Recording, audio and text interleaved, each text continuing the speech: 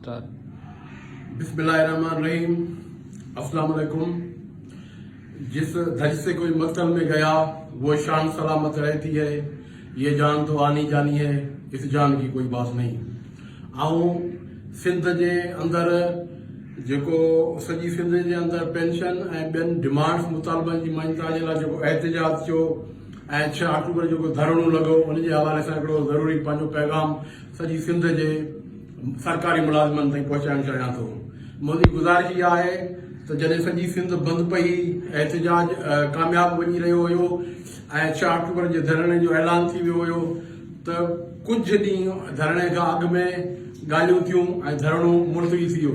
इहो ईअं ई आहे जो सॼी सिंध जे मैदान ते खटियल जंग ट्रेबल ट्रैक्स ते हाराई वई आहे।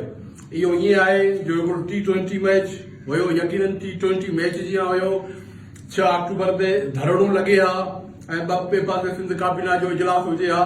एॾो ज़बरदस्त क़िस्म जो मोमेंटम हुयो, एॾो ज़बरदस्त क़िस्म जो जुनून ऐं जज़्बो हुयो त उन हिकिड़े ॾींहं ते ई मुतालबा तस्लीम थी वञनि हा ऐं मुतालबनि जी तस्लीम जा नोटिफिकेशन हथ में खणी अलायंस जी जेका क़यादत आहे सॼी सिंध ॾांहुं मोटिया ऐं उन्हनि जो शानदार इस्तक़बाल थी विया। पर ईअं न थी सघियो, ऐं नतीजो इहो थियो आहे जो एतमाद जी जेका दीवार आहे अलायंस जे हक़ में, उहा दीवार किरण लॻी आहे ऐं अलायंस जी जेका क़यादत आहे उहा कॉन्ट्रोवर्शियल बनाई पई वञे।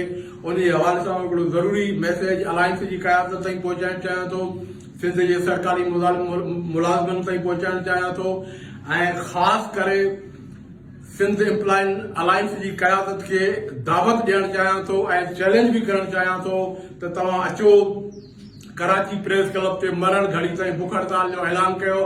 अलायंस जी जेका क़यादत आहे सभ जो सभु अचे, ऐं सिकंदर बोज़दार बि हुन में शामिल थियां थो। उन मरण घड़ी ताईं बुख हड़ताल में सिर्फ़ु पाणी अलाउ हुजे, पाणी खां सवाइ ॿी का शइ अलाउ न हुजे। छाजे कारण पाणी न पीअण जे करे गुर्दा जेके आहिनि से फैल थी सघनि था।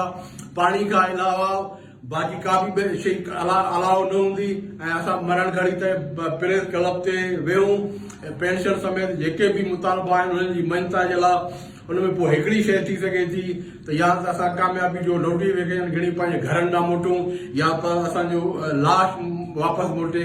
ॿी का बि सूरत न हुजे, ॿी का बि जेका आहे गुंजाइश न हुजे। अगरि सिंध एम्प्लॉयमेंट अलायंस जी क़यादत सिंध जे सरकारी मुलाज़िमनि सां सची आहे, कमिटेड आहे ऐं यकीनन आहे, मां हुननि खे चवां थो तव्हां ऐलान करियो त प्रेस क्लब कराची ते गॾु थियूं ऐं हुन जे अंदरि सॼी सिंध जे अंदरि हिकिड़ो जेको जज़्बो मरण लॻो आहे उहो जज़्बो ज़िंदा थींदो, जेको मोमेंटम टुटी पियो आहे उहो मोमेंटम जनम वठंदो ऐं यकीनी तौर ते असां कामयाबी समेटे कामयाबी खणी पंहिंजे घरनि ॾे मोटंदासीं।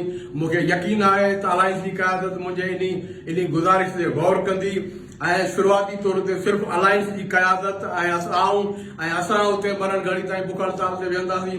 उन खां पोइ बाक़ी सॼी सिंध खे दावत हूंदी, जेको बि अचणु चाहे मरण घड़ी ताईं बुख हड़ताल ते वेहणु चाहे त उहो वेही सघे थो। बाक़ी इन्हनि धरणनि सां हाणे कुझु बि नाहे थियणो, इन्हनि कमेटियुनि सां हाणे कुझु बि नाहे थियणो। तव्हांजो ख़ादिम सिकंदर बोज़दार, मरकज़ी सदर, all Sindh employ revenue association. ख़ुदा हाफ़िज़।